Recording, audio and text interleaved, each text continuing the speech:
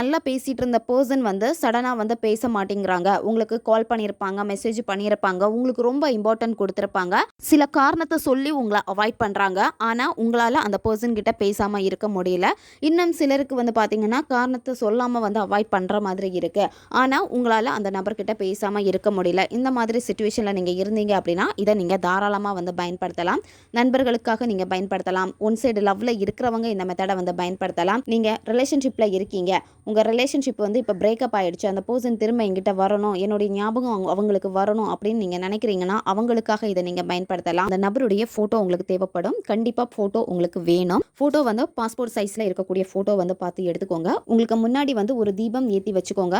இடது கையில் அந்த நபருடைய ஃபோட்டோவை நீங்கள் வைக்கணும், வலது கையில் உங்களுடைய ஃபோட்டோவை வைக்கணும். வச்சு அந்த மந்திரம் என்னன்னு சொல்கிறேன். அந்த பர்சனுடைய பேர் போட்டு வஷி வஷி. இப்போ எக்ஸாம்பிள் ஒரு பேர் போட்டு சொல்கிறேன். அச்சு வஷி வஷி, அச்சு வஷி வஷி, அச்சு வஷி வஷி. 108 முறை இந்த மந்திரத்தை நீங்கள் சொல்லணும். சொல்லிவிட்டு அதுக்கப்புறம் என்ன பண்ணணும் அப்படின்னா, இப்போ நீங்கள் உங்களுடைய இடது கையில் உங்கள் பர்சனுடைய ஃபோட்டோ இருக்கும், வலது கையில் உங்கள் ஃபோட்டோ இருக்கும். 2 ஃபோட்டோவையும் பார்த்தவாறு ஒன்னோட ஒன்று நீங்கள் வைக்கணும். 2 ஃபோட்டோவையும் முகம் பார்த்தவாறே தான் நீங்கள் வைக்கணும். சரியா? வெளி சைடு பார்க்குறப்ப வந்து ஒயிட் கலரில் இருக்கும், உள்ளாடி தான் 2 ஃபோட்டோவும் வந்து இருக்கும். அந்த மாதிரி தான் வைக்கணும். வச்சுட்டு சிவப்பு கலர் நூல்னால் நீங்கள் கட்டி வச்சுருங்க. கட்டிட்டு இதை வந்து ஒரு பாக்ஸில் போட்டு வச்சுக்கோங்க.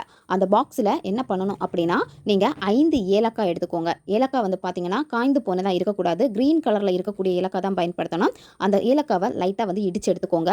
இடிச்சு எடுத்துட்டு அதை இந்த ஃபோட்டோ வச்சிருக்க பாக்ஸில் போட்டுருங்க. கொஞ்சமாக பச்சை கற்பூரம் போட்டுட்டு நல்லா டைட்டாக வந்து மூடி வச்சுக்கோங்க. அப்படியே இருக்கட்டும், 1 மாதம் அப்படியே இருக்கட்டும். நீங்கள் எடுக்கவே வேண்டாம். எப்பேற்பட்ட நபராக இருந்தாலும் சரி, உங்களை விட்டு எந்த தொலைவில் போயிருந்தாலும் சரி, ஆட்டோமேட்டிக்காக உங்களை தேடி வருவாங்க. உங்களை பற்றின நல்ல எண்ணங்களை அவங்களுக்கு ஞாபகப்படுத்திக்கிட்டே இருக்கும். அதாவது நீங்கள் அவங்க கூட இருந்த நல்ல நல்ல மெமரிஸ் எல்லாமே அவங்களுக்கு ஞாபகம் வந்துக்கிட்டே இருக்கும். உங்களை வந்து மிஸ் பண்ணுவாங்க, ஒரு மிஸ்ஸிங் ஃபீலை வந்து உணர்வாங்க. அவங்களால உங்ககிட்ட பேசாமல் இருக்க முடியாது. அவங்களே ஆட்டோமேட்டிக்காக வந்து பேசுவாங்க. நீங்கள் எக்காரணத்தை கொண்டும் அந்த பர்சன் உங்ககிட்ட வந்து பேசினதுக்கப்புறமா இந்த மாதிரி ஒரு மேனிஃபெஸ்டேஷன் பண்ணியிருக்கேன்னு நீங்கள் சொல்லவே கூடாது. அந்த மாதிரி சொன்னீங்க அப்படின்னா திரும்ப அந்த பர்சன் உங்களை விட்டு போயிடுவாங்க. அது மட்டும் இல்லாமல் எகைன் நீங்கள் இதே மாதிரி மேனிஃபெஸ்டேஷன் பண்ணுறப்போ அந்த பர்சனுக்கு உங்கள் தாட் வருது அப்படின்னா அவங்களே இதில் தெரிஞ்சிருவாங்க.